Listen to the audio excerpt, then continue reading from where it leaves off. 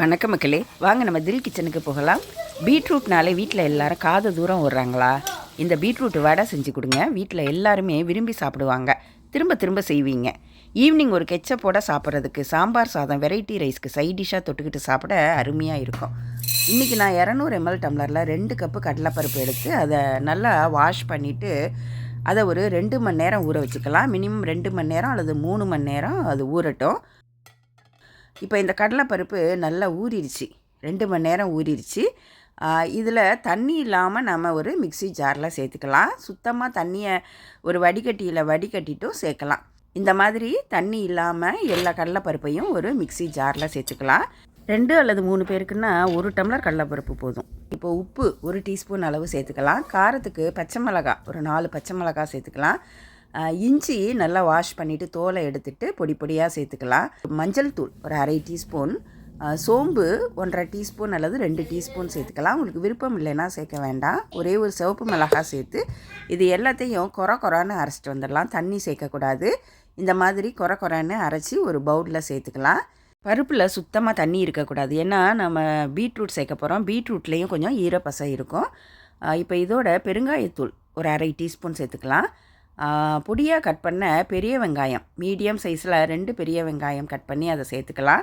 Medium சைஸில் 2 beetroot தோலை சீவிட்டு வாஷ் பண்ணிவிட்டு அதை துருவி எடுத்துக்கிட்டு அதையும் சேர்த்துக்கலாம். ஒரு கைப்பிடி அளவு கொத்தமல்லி, கருவேப்பிலை இதையும் சேர்த்துட்டு இதை நல்லா பிசைஞ்சிக்கலாம். இந்த பீட்ரூட்டு வெங்காயம் இதிலெல்லாம் ஈரப்பசை இருக்கும், அதனால் நாம் வெறுமனே இந்த மாதிரி நல்லா பிசைஞ்சாலே பதமாக மாவு வந்துடும், வடை பதத்துக்கு வந்துடும்.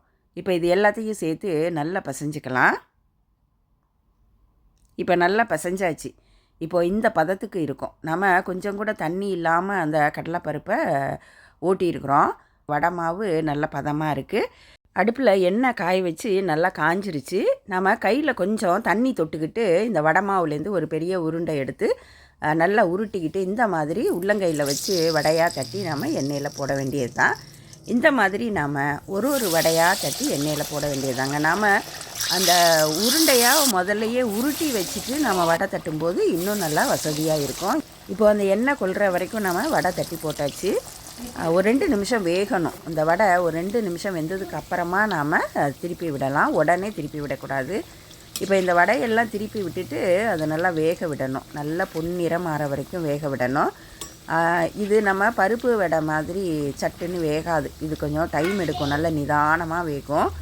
இந்த வடையை நல்லா 2-3 தடவை திருப்பி விட்டு பெரட்டி விட்டு வேக விடணும்.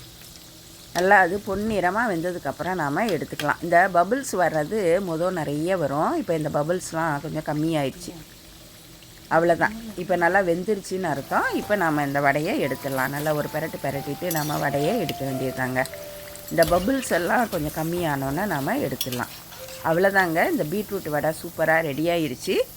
எண்ணெயை நல்லா வடிச்சிட்டு நாம் பிளேட்டுக்கு மாற்றிட வேண்டியதுதான். இந்த மாதிரி நாம் மற்ற மாவையும் வடை தட்டி எடுக்க வேண்டியதுதாங்க. இந்த வடையில் சுத்தமாக எண்ணெயே இருக்காதுங்க. இந்த மாதிரி கொஞ்சம் கருவேப்பிலை, ஒரு பச்சை மிளகாயும் அதோட வறுத்து போட்டோன்னா ரொம்ப வாசனையாக இருக்கும். இப்போ நமக்கு சூப்பராக பீட்ரூட் வடை ரெடியாகிருச்சு. இதை ஒரு கெச்சப்போட பரிமாறலாம். இந்த பீட்ரூட் வடை சும்மா சாப்பிட்றதுக்கே ரொம்ப நல்லா இருக்குங்க. இதோட இந்த பெரிய வெங்காயம் மாதிரி வட்டமாக வெட்டிட்டு இதையும் அதோடு சேர்த்து பரிமாறும்போது ஒரு ரெஸ்டாரண்ட் ஸ்டைலில் குழந்தைங்களுக்கு பிரியமாக விரும்பி சாப்பிடுவாங்க. இந்த பீட்ரூட் வடை ஈவினிங் ஸ்நாக்ஸாக சாப்பிட்றதுக்கு, சாம்பார் சாதம் வெரைட்டி ரைஸ் இதுக்கெல்லாம் சைட் டிஷ்ஷாக தொட்டுக்கிட்டு சாப்பிட்றதுக்கு ரொம்ப அருமையாக இருக்கும். இந்த பீட்ரூட் வடை செய்கிறதும் சுலபம். 2 பீட்ரூட் இருந்தால் போதும், சட்டுன்னு நமக்கு ஈவினிங் டிஃபன் செஞ்சிடலாம். நீங்கள் செஞ்சு பார்த்துட்டு உங்கள் கமெண்ட்ஸை கீழே கமெண்ட் செக்ஷனில் கொடுங்க. நீங்கள் இது வரைக்கும் சப்ஸ்கிரைப் பண்ணலைன்னா சப்ஸ்கிரைப் பண்ணிவிட்டு அந்த நோட்டிஃபிகேஷன் பட்டனையும் ப்ரெஸ் பண்ணிடுங்க. நன்றி, வணக்கம்.